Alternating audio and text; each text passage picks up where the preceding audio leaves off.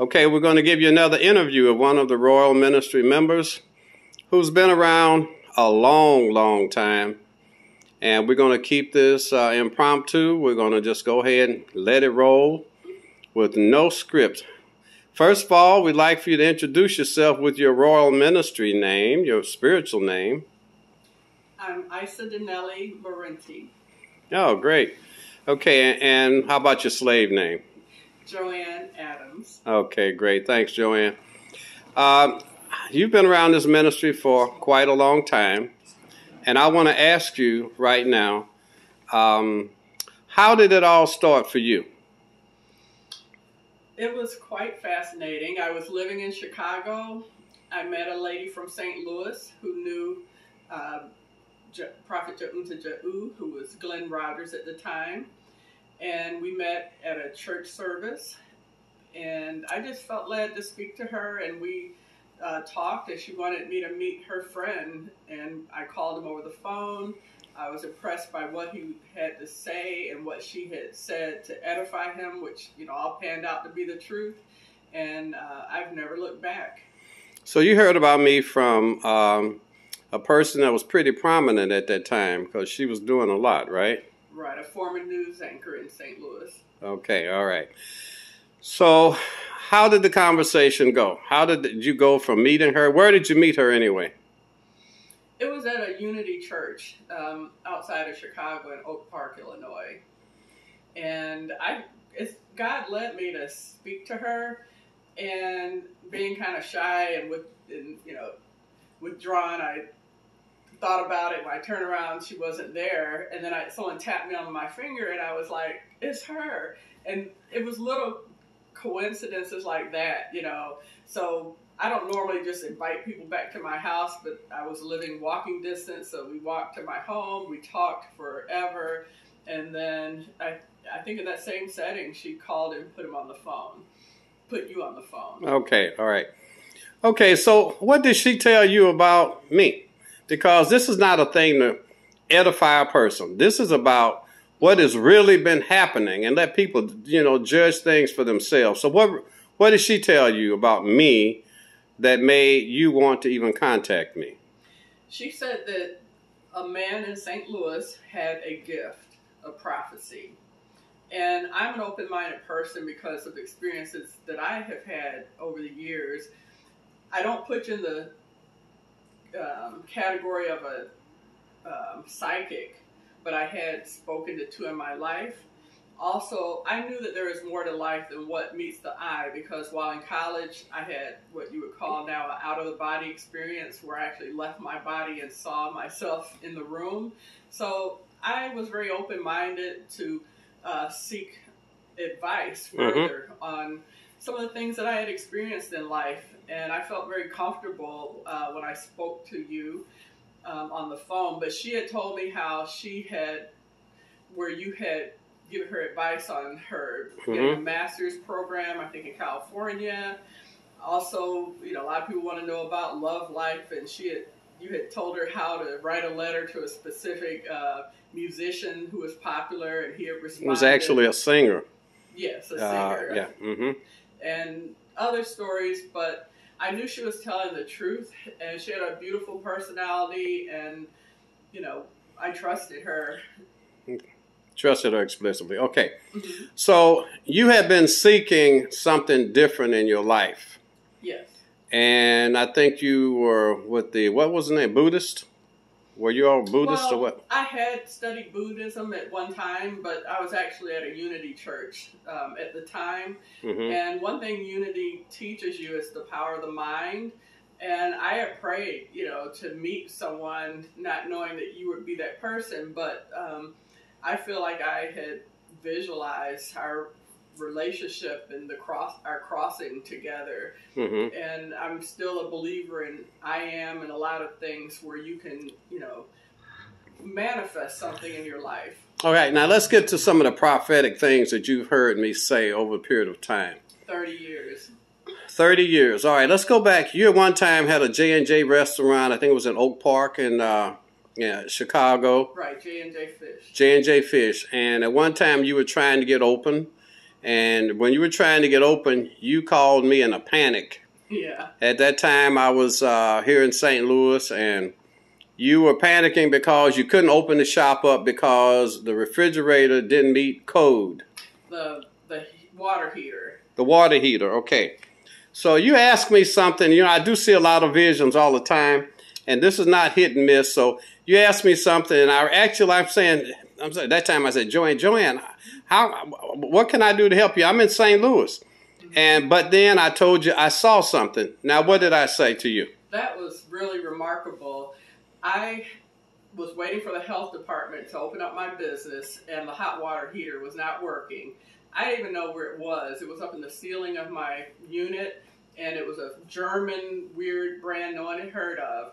And so the day before we were opening, the plumber was blaming the electrician was blaming the plumber. So when I spoke with you, you said, don't tell him it's me, just tell him, you know, that it's someone that knows what they're talking about. So I got the electrician to go up into the ceiling. You described to the T, you said there's a coil about this big.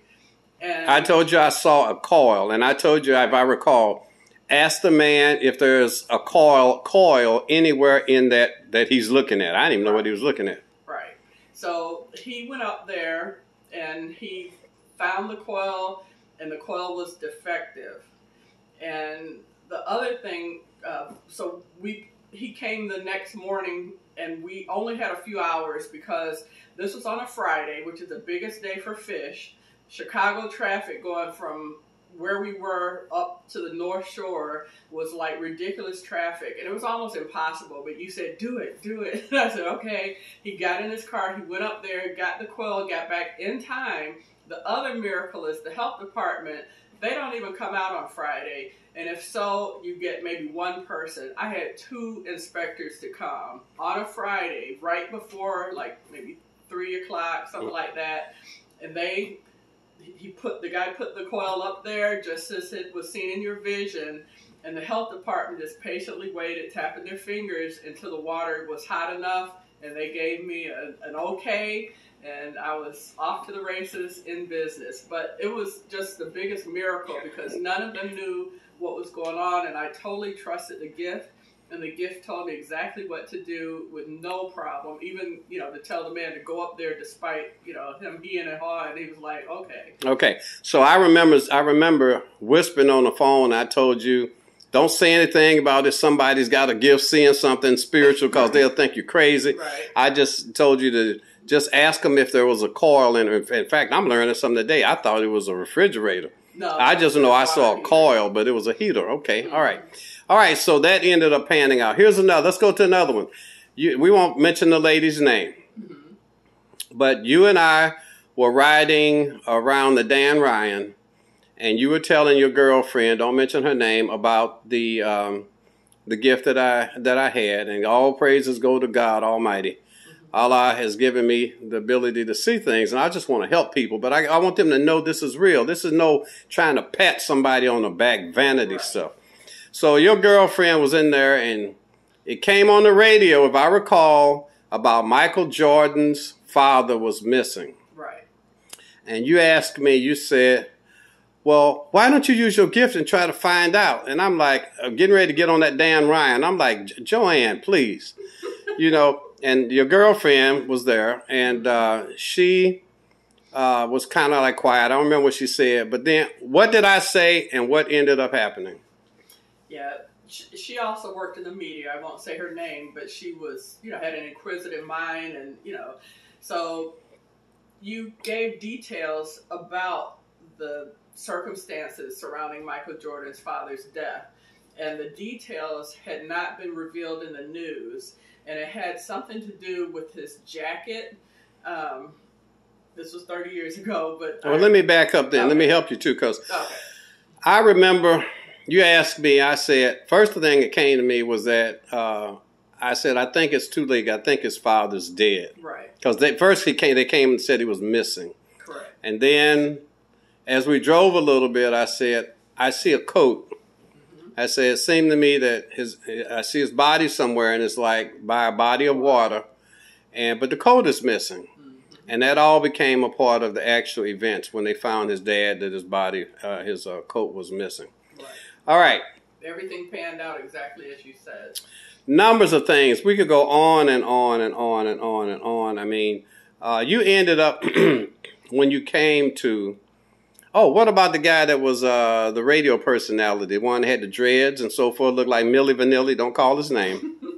Yeah, he was my hairdresser, but he was a tremendous musician, and you told him that he was the type who already had the personality like Michael Jackson or something. He was just his natural self, just a wonderful guy. He had a certain style of dress, and you had prophesied to him about how he could enhance and grow his musical career. Because he, if I recall, when he came to me, the difficulty was, he said his managers were not treating him right, and he had a big problem with that. Right. And it came to me that if he would promote himself, that he would begin to rise. Correct. And he felt like that was a good thing. He was considering that. Right. What happened? He took my advice, and what happened? He took your advice, and things got better for him. And I know that at some point we lost contact with him. So, I tried to, follow up and find out more about what had happened. But I know that he had success based on what you said, and that the things that you spoke to him were correct. Yeah, I think if I recall, something about you guys said that he had gone to some of the higher up in the charts in Chicago. Yeah. But anyway, now this is not fluff. These are just things that, I mean, we could go on hundreds of different things that we.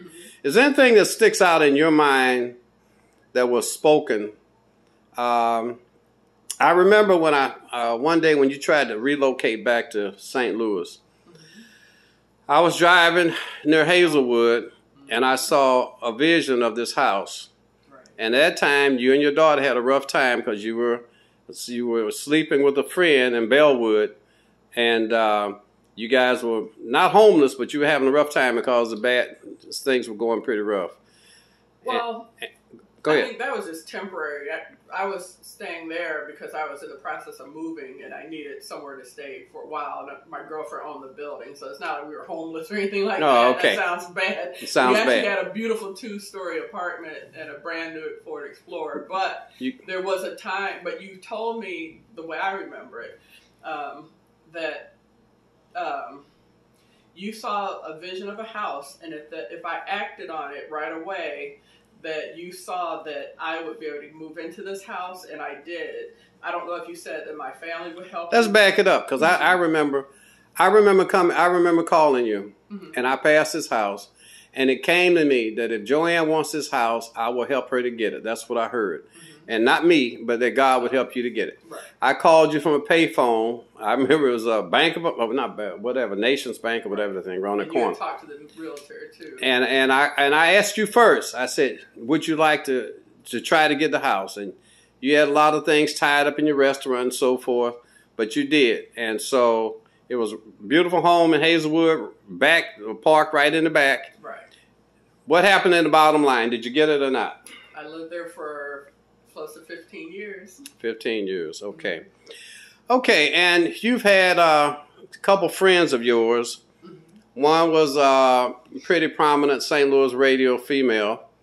And I remember one time I happened to be there, and she rode on my motorcycle in the back. And she had asked me, you kept telling them, go ahead, ask him, see what he gives. In other words, this is not about vanity.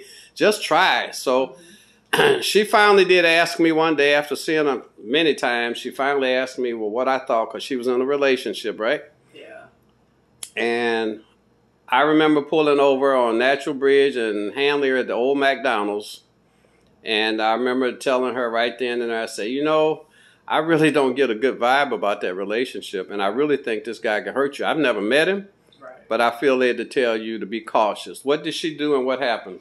Yeah, and thankfully you've cautioned several of my friends to avoid problems, but he ended up beating her, and she had a really bad eye problem as a result of it. She had to have eye surgery too, right? I believe so. Okay.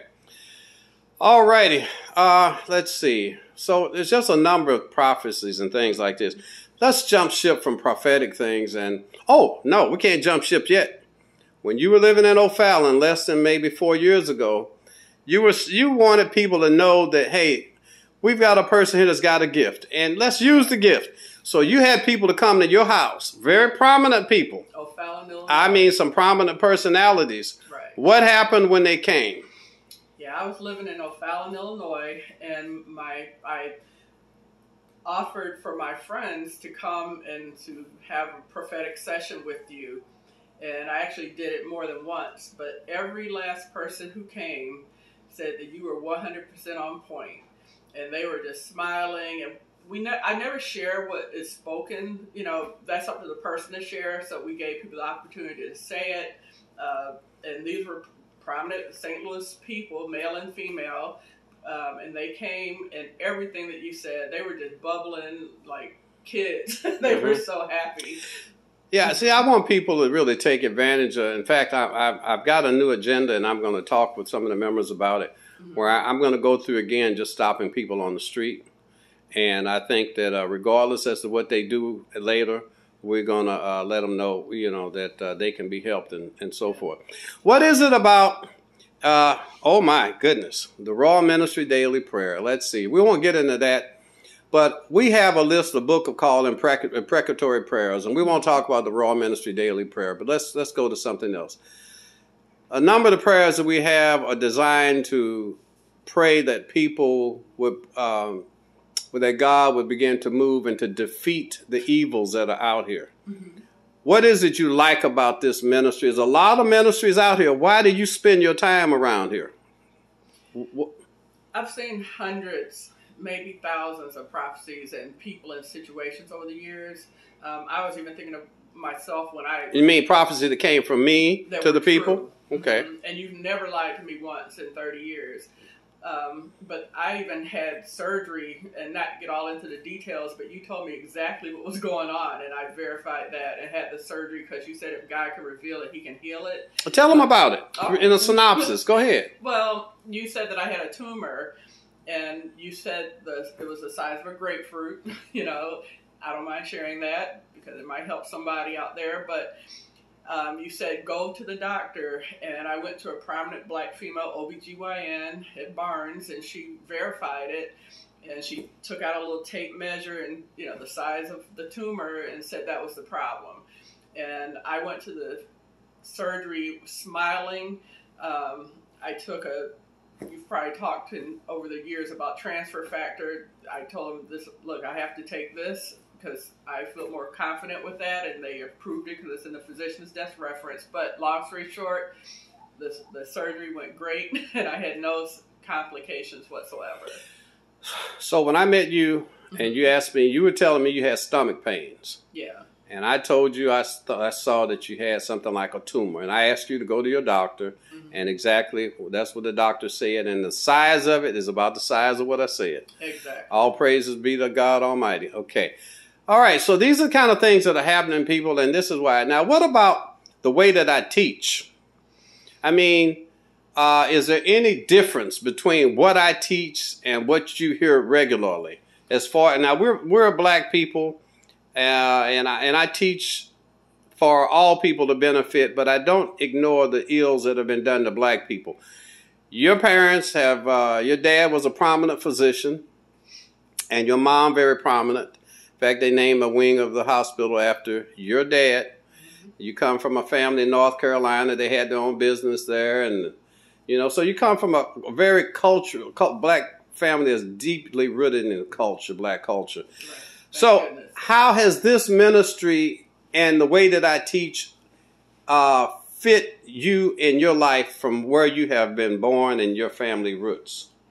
And I want to say my family met you, and they spoke with you, and they spoke highly of you.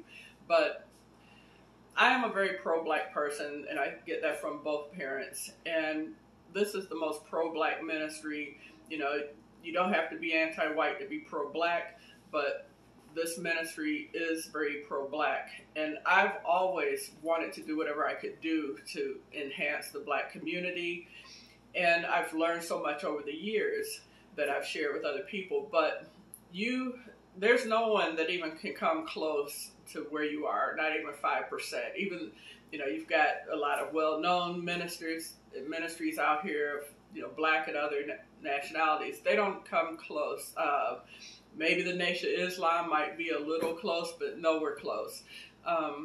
And not knocking them because I respect them highly. But what you teach, let me give you an example. Go ahead. When I was a child, I would watch TV and I would see people come out of wheelchairs with these TV evangelists, and I thought it was fake, and maybe it was, but I've actually seen in one of your services in Illinois, an old lady, she came in a wheelchair and left walking, and you told her to get up out of her wheelchair, and once she did, you had her to walk around the church, which was pretty large, praising God. Mm-hmm. And I had heard you say stories that had happened when your kids were young before I knew you, but I saw it, actual proof. I've seen actual proof for years. So not just one person, many. Many. We could talk for hours because it's been 30 years, but I have the utmost respect for you. God has chosen you and risen you up to do what you have to do, and you're the man to do it because you have a deep love for your people, coming from a descendant of the 1917 East St. Louis riots. I've met your mother, your grandmother, your grandfather, wonderful people, your kids over the years, but there's something about you, how can I say it? First of all, the ministers of not just Baptist or Christian or whatever, they highly respect you. The police highly respect you. Everywhere you go, you're highly respected. But ministers come to you sometimes even in secret to seek advice, okay? And when you come around, it's like one of them said, I have to hold my chair because I don't know what you're going to say. But you don't have a problem putting people straight, I remember a story you said, I don't remember if it was locally, I think it was, but there was a person in need of prayer, and you were visiting and speaking, and it was getting dark. It was in a bad neighborhood, and they were going to close up because they were afraid of the gangs. Oh, that was a church in New York City. Okay. They wanted to close up because, of, the bad elements outside, and you're like, oh, no. We're going to stay right here. So a strong man of God will take that stance, and you prayed for the person that needed prayer, and you demanded that they keep that church open, so that God's work could be done. There's a power in what you do. And you don't, even I've been reprimanded, people have been reprimanded, but it's for the good, kind of like if your parents set you straight, Mm-hmm. and we take it, it's like, tell me more, because we want to be in support of you and on the right track. But you have stood up in a way that I can only say is second to Jesus. And I'm not trying to be funny like that, but people talk about the soft side of Jesus, but it takes a strong man to take the jaw of a donkey or ass or whatever and whip grown men and send them running from a church with There's a whip, yeah. Yeah, so that's the type of person, and in police work, you were an undercover cop when I met you. And just, not to go into all that, but I saw the things that you went through, and you said that God would speak to you and protect you and say, go forth and do this, that, and the other. So, I just wanted to do whatever I could to help this ministry. Another thing, I've been a tither for a long time, and I learned about tithing. I remember way back in Chicago, I made a financial sacrifice. My landlord was tripping. I don't know what his problem was. And you taught me things about like praying bad spirits off of people, putting God first, putting God's money first. So many lessons. And when you do it, I'm living pretty much free right now, not to get into all that, but things just work out. Everyone in this ministry is blessed. And everyone that comes to this ministry and sticks around, because a lot of times people dip in, get a little prophecy, and we never hear from them again. Mm-hmm. But nobody could say anything bad about you. Mm-hmm. Nobody, because you're that type of man. One last thing I'd like to ask you. Mm-hmm. I've done work with the movement for the survival of the Ogoni people. Mm-hmm. With those people are trying to get over environmental devastation.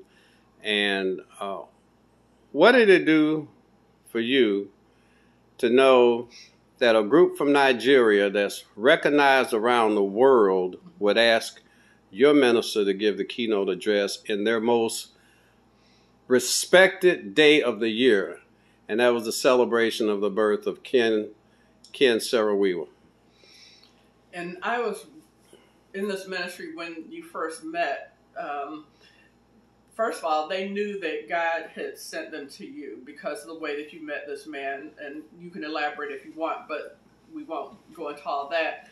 But the fact is, you helped them to better themselves. You prophesied. Can I tell about you had guided them over time, and by them following your guidance, they prospered and they highly respected you because they saw how everything you touched, you were put to the forefront of it and successful. So for them to put you in that place of prominence, they were very happy to do it. People welcomed you, and I remember hearing your keynote speech, and it was very appropriate. I want to thank you very much. What would you like to say to anybody that's possibly looking for a ministry that is not stuck in any one thing? People, the different things that you heard, prophecies, and on the black side, and then about survival groups and so forth, anything of that type is just one aspect of what we do. We're trying to do everything that we can do to help people to survive and to live better. So what final words would you like to say to anybody that might be looking at Royal Ministry as a possible choice for them? This is a proof ministry, so you've heard my words and you may hear words of other members, and we're telling the truth. The things that are taught, you can go back and prove them. It can change your life.